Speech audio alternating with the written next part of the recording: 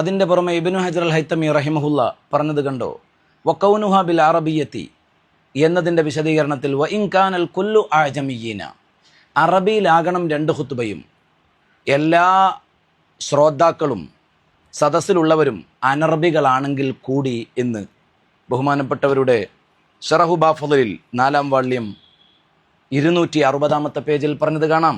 അപ്പം മനസ്സിലാക്കിയേ തീരുള്ളൂ എന്നൊരു വാശി വേണ്ടതില്ല. മൊത്തത്തിലൊരു വയലാണെന്ന് മനസ്സിലാക്കിയാൽ മതി. ആ മനസ്സിലാകാൻ വേണ്ടി ഒരിക്കലും ഖുത്ബയെ മലയാളീകരിക്കാനോ മറ്റേതെങ്കിലും ഭാഷകളിലേക്ക് കൊണ്ടുപോകാനോ പാടില്ല. അതിൻ്റെ പുറമെ ഈ ഖുത്ബ എന്ന് പറയുന്നത് ഒരു പ്രൗഢമായ പ്രഭാഷണത്തിൻ്റെ വേദിയല്ല. നിങ്ങൾ നോക്കൂ, ഖുത്ബ ജുമാ നിസ്കാരത്തിന് നിർബന്ധമാണ്.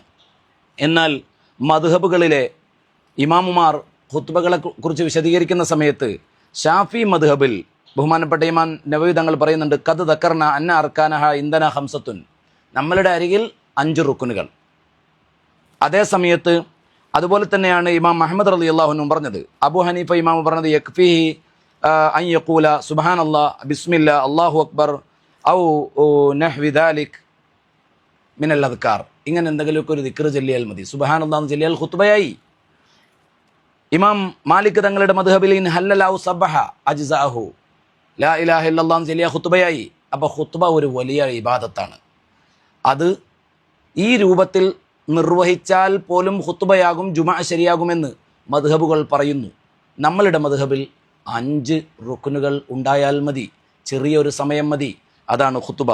അതിൻ്റെ പുറമെ ഖുത്ബയെക്കുറിച്ച് എന്താണ് ഷാഫി മദ്ഹബിൻ്റെ നിരീക്ഷണം? ഖുത്ബ ഖസീറാകണമെന്നാണ്, ചെറിയ ഖുത്ബയായിരിക്കണം.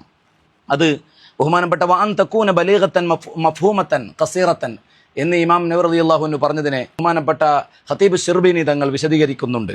അവിടുത്തെ മുഗ്നിയൽ മുഹ്താജിൻ്റെ 636-ാം പേജിൽ 1-ാം വാള്യത്തിൽ ബിൻ നിസ്ബത്തി ഇല സലാത്തി, നിസ്കാരത്തിലേക്ക് നോക്കിയിട്ട് ചെറുതാകണം.